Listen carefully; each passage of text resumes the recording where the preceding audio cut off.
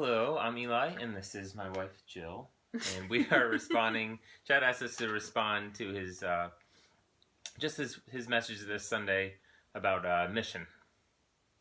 Jill, I thought there were just so many great things. It seemed like this was more of a practical message, like Chad said, but there was just a lot of really great points that he made that really resonated with me.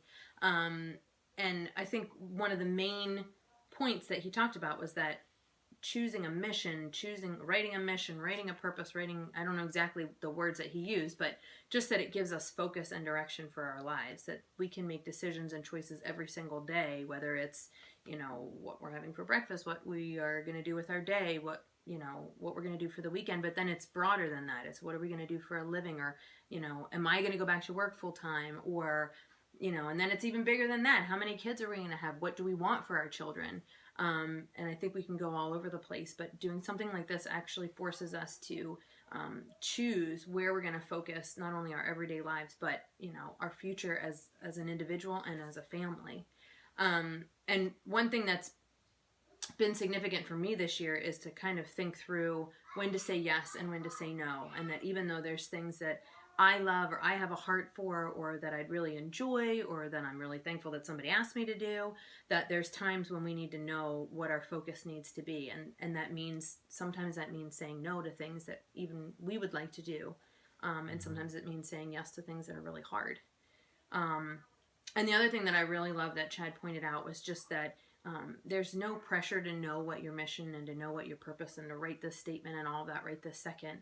And that if you're not sure and you don't really know where God's calling you or what this focus is for now or for later or for all times, just that really it's an invitation to rest in Him. And He just covers us with His grace.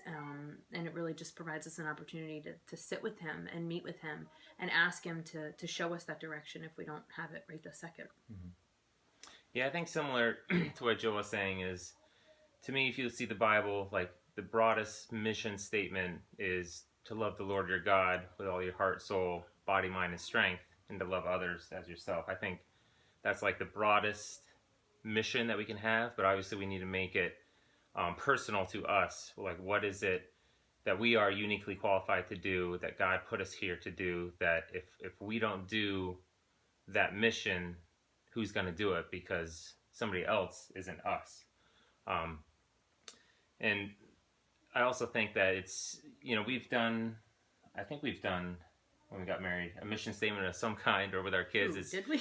We've done these things over time, and as time goes, you forget or you lose focus. And I think what happens is, we lose focus on Christ, and because that's really where we need to be centered to be able to fulfill the mission statement, fulfill our mission here on earth. And I think that that's one reason why I'm really excited about this series and this doing the Rhythm of Life as a whole, is that it makes the whole thing more concrete to me, and I feel like I need that. And if it's written down and it's organized, I think for me that'll really help me as something to reference, and to not just be this thing that I thought of this one time that life happens and goes to the wayside. It's always something I can come back to. So as we get going with a small group, which I encourage everyone to do if they aren't, really excited to get started with this Rhythm of Life.